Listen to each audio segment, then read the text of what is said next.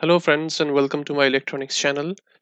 In today's video, I'm going to show you how we can use the AWS IoT console to capture the temperature and the humidity readings of an industrial component like DHT11 remotely and then publish those messages as via MQTT client into an AWS IoT console terminal.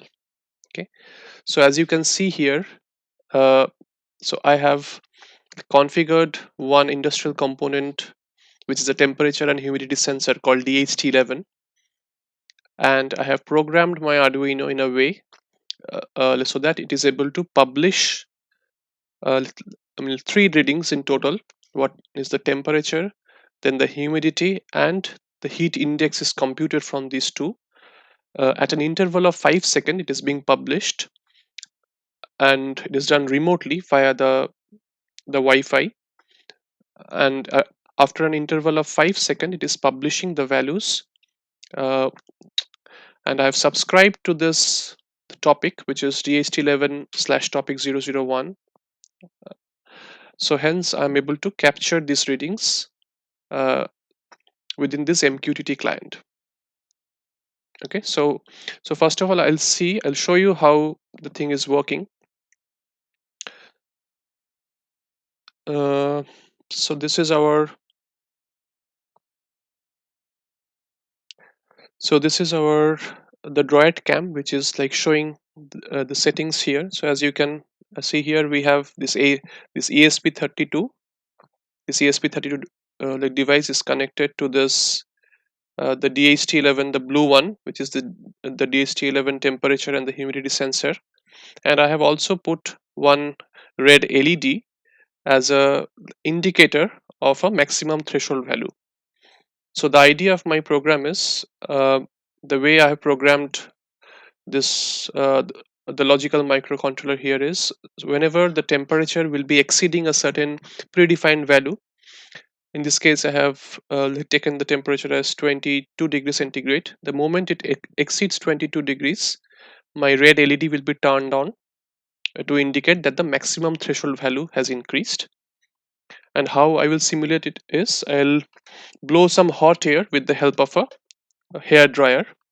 So I have a hair dryer in place, and I will blow some hot air into this the DHT11 temperature sensor, and it will capture the recordings and publish the temperature and the humidity values remotely via the MQTT into my AWS IoT console. Okay, so as you like notice here, I have subscribed to this the topic, which is the DHT11 slash topic 001, and my program has already been loaded into this the ESP32 device, which is connected to the DHT11, and it is all connected via the USB with my laptop and all powered up. So as you notice here, currently it is showing a temperature of 19.6 degrees, a humidity of 62%, and a computed heat index of 19.2. The last reading was at 13:55 hours. Okay, and it is actually projecting this value or publishing this at an interval of 5 seconds. If you notice here, after every 5 seconds, it is publishing here. So what I will do here is right now I'll put some more heat into this by blowing hot air with the help of a hair dryer and see how the temperature value changes.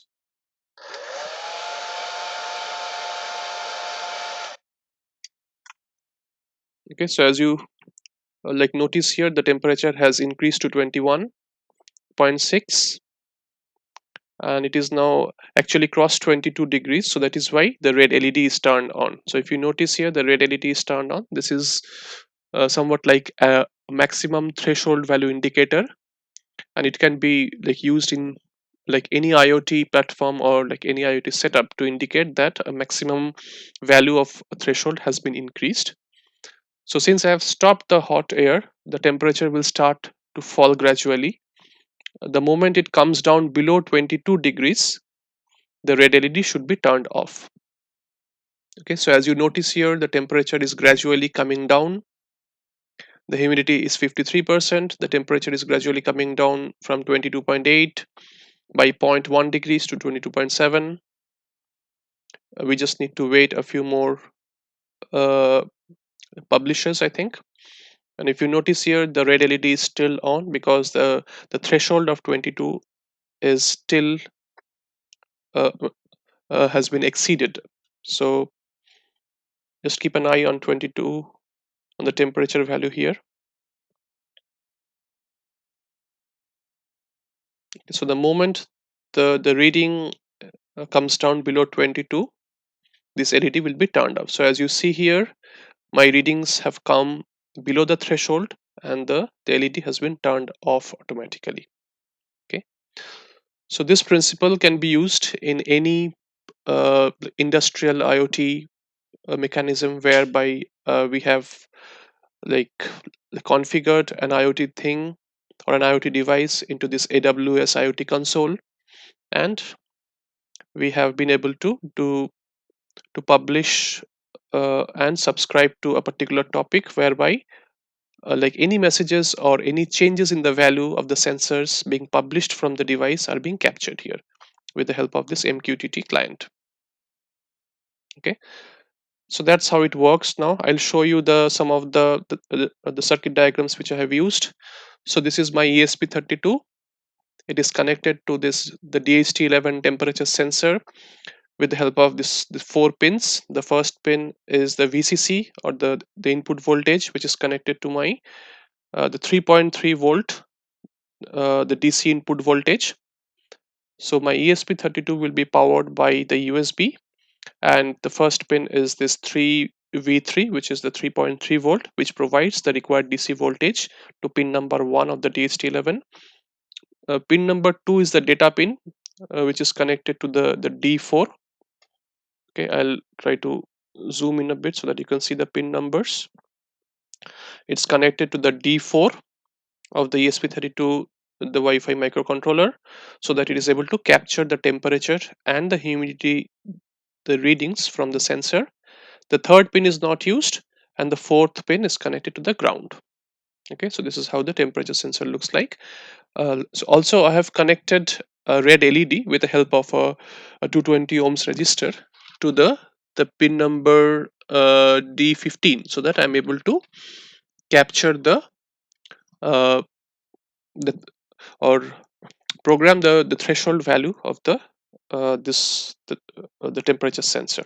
Okay, the other piece which I wanted to show you is how this the MQTT protocol works. So I have used this ESP32 as a Wi-Fi and Bluetooth enabled microcontroller, which is my main like IoT device, which helps a temperature sensor like DHT11 to be connected to the internet via the Wi-Fi. So this ESP32 provides a Wi-Fi capability. So there are two types of the industrial temperature sensor. One is DHT11, other is DHT22. This is a more advanced and more accurate, which has less tolerance. And so over here, I am using the DHT11. Okay, so what it does is it publishes a message to a topic inside my with the help of this MQTT broker, and my AWS IoT console is used to to subscribe to that topic to monitor the changes of the values being pushed to the topic. Okay, so it's a simple mechanism of an observer pattern where uh, an MQTT protocol is being implemented to publish a value to a topic, and then any subscribers to the topic will be notified. At the same time, from the AWS IoT also, you can publish some changes, and I can have my ESP32 work as a subscribed thing. So like any kind of changes being subscribed, being published from the AWS IoT can be captured by the ESP32, and then finally into my thing device as well. So this is the mechanism of this MQTT pub sub communication. Okay, publish and subscribe communication. So there is one more the flow diagram which shows how the messages they flow from the thing, which is the IoT the device, via the various MQTT protocols into the AWS cloud, and then this AWS IoT console is being used to manipulate those rules and like create a topic subscriber. And from the changes being done from the topic subscriber, we can also publish those changes directly into an IoT device via this AWS IoT core as well, directly into my this ESP32 like device. So it's a two-way communication, and it is a mechanism in which like MQTT protocol is widely used to publish and subscribe messages from the console into this IoT thing. Okay, let's switch to the actual the code which we have used here. So if you notice, uh, so this is my Arduino code, and I have used this AWS IoT header files. There is a library which is available on the GitHub to program the AWS IoT and communicate with this IoT device and the AWS library. And I have used this DHT11 the header file as well. My pin number 4 is being communicated to the data pin, which captures the temperature and the humidity, the readings. And here are some of uh, the Wi-Fi configurations, like the user ID, the password, the host address. This is the host address of the AWS. Okay, and this is my client ID. So whenever I have connected my ESP32 and the Wi-Fi is turned on, so that means my ESP32 is connected to my home Wi-Fi. So this is the IP address of the client which is being generated, and my topic name is the actual topic to which my messages will be subscribed. So what I am doing over here is there are some callback handlers which gets invoked whenever a message is published into a topic. Okay, so the topic name, the payload, which is my message. Uh, so this is the length of the payload, and this is the actual payload. Okay, so first of all, uh, so, so let me go to the setup method. The setup method is used first of all to initialize the serial baud rate, then connect to the DHT11, then connect to the Wi-Fi with the help of this ESP32, then finally subscribe to the AWS topic. So let's see the function connect to Wi-Fi, what it does.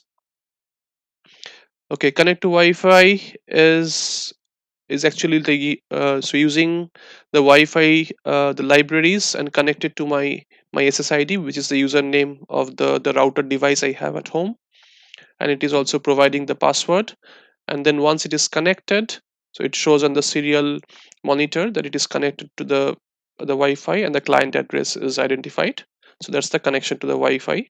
So if you like notice here on the serial monitor, so you'll be like able to see like most of the changes. So it is publishing these messages as well. So what does the connect to like AWS does? It takes the host address. So where will you find the host address first?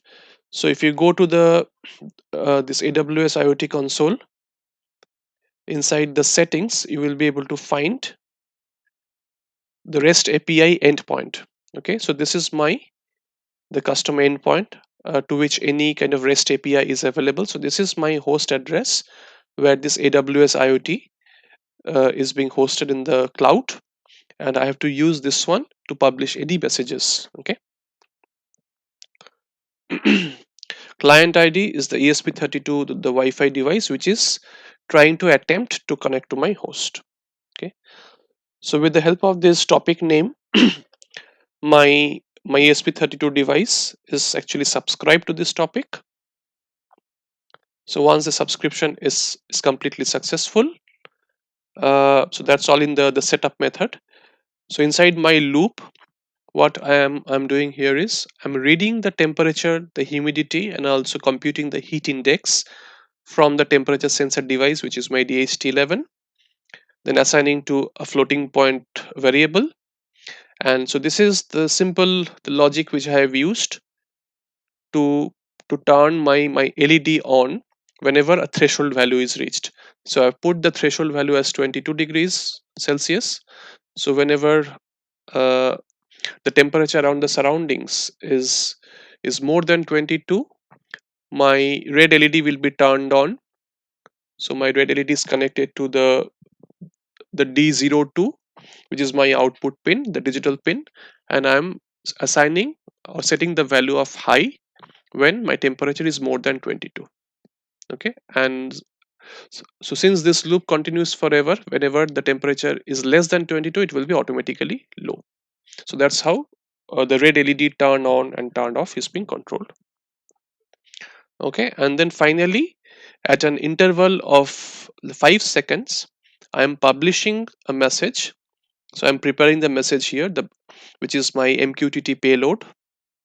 The message is nothing but a concatenation of the temperature, the humidity, and the heat index, which I have already captured within the loop method as a floating point variable earlier. So at every 5 second, my my DHT11 is capturing the temperature, humidity, and the heat index values, preparing a payload for the MQTT publish, and then it is publishing to my subscribe topic name. Right.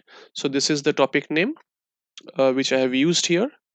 The same topic which is available in the test mechanism inside my this AWS IoT console, MQTT topic. So DHT11 is the topic to which I have subscribed. If you see here, so one by one, all these messages are coming up. The current temperature is 19 degrees, the humidity is 61 degree, and it is being posted at an interval of 5 seconds. Okay. So I'll show quickly this AWS concept, this AWS IoT on how we have like used it. So I've created uh, a thing here from the manage things. This thing is called, so I've named it thing001. Then I have to create a security against it. Security means nothing but a certificate. So I've created a certificate here. This is the certificate which I have downloaded in my the code which I am using for this AWS IoT header. And along with this certificate, I have to create a policy. So if you see here, I have some policies here. The policy is also called thing001. So this policy is tagged to the certificate, and the certificate helps to publish the messages and to subscribe to it completely secure. Okay, so there are like two different type of certificate. One is the public and the private key. The public key and the private key, along with the CS certificate, comprises the entire the certificate, the collection of the certificate which can be used. And just to show you the place where we have used this certificate, I'll show you here inside my code. The certificate has to be specified. So if you go to the libraries inside AWS IoT source, so here we have this AWS IoT certificates, and if you see here, so whatever certificate I have like created from this AWS IoT console, the entire certificate has been copied here and pasted as a part of a constant character array. So we have three certificates: AWS root CA. We then have the certificate PEM file, which is the public key, and then finally the private key, which is over here down below, the private key certificate. So so these settings are pretty much required before the AWS IoT header can compile and can connect to the publish and the subscribe methods. Okay, so hope you like this, and if you like this video, please please hit on like, and thanks for watching this. Thank you.